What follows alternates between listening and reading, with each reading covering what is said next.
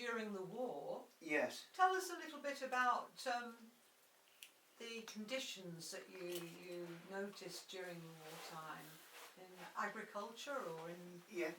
the area. We used to get convoys of army trucks coming through at one point, and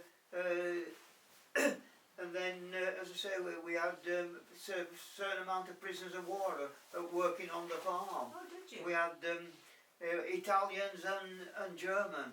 Yeah. Right. They slept in one of the buildings there. We used to go chatting to them and all that business there.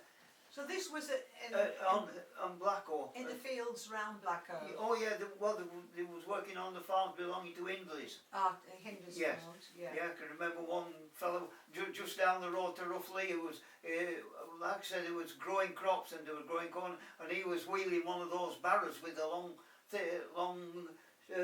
tray across where all the seeds came out and whatnot. Oh, right.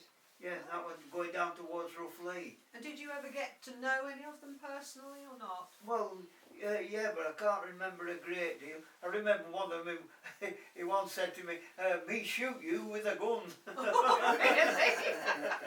I remember him telling me that. I can't remember his name. I think he was German, was that one? That would be to make you laugh, presumably. You'd be a young boy then, wouldn't you? Yeah, I'll be coming up 10ish, yeah. Yeah.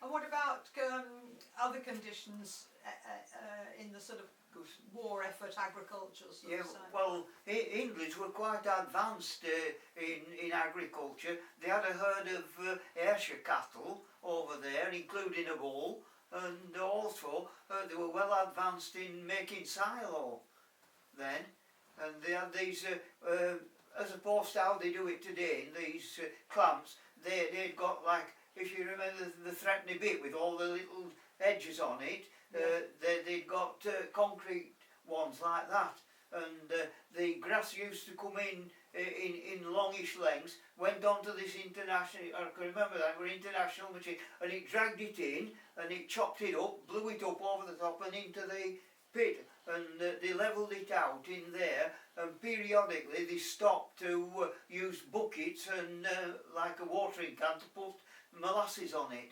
Really? Yeah, and they were quite advanced, and they did have a machine there, I can see it now, and they had a crawler tractor with tracks on it, and this machine, it actually cut your grass, and it went up the elevator part and dropped over into the trailer, and it towed all the lot round at once. It cut it, sent it up the chute, and the trailer behind.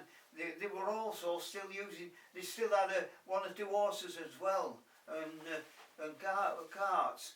What they used to do there, you know, you'll have seen the tractor trailer where they shove them behind the tractor and put a pin through. Well, they had like a bogie there for the horse, and it off his two wheels and some lats across. Then underneath, you could put the tractor trailer there, hook it on, and put a pin through, and the horse could take it back empty.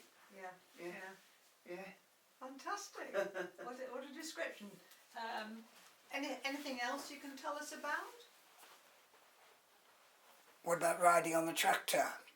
Oh yeah, we wasn't supposed to do. English had it on the doors, no children allowed, but some of these guys, you know, the tractor drivers, they ignored it.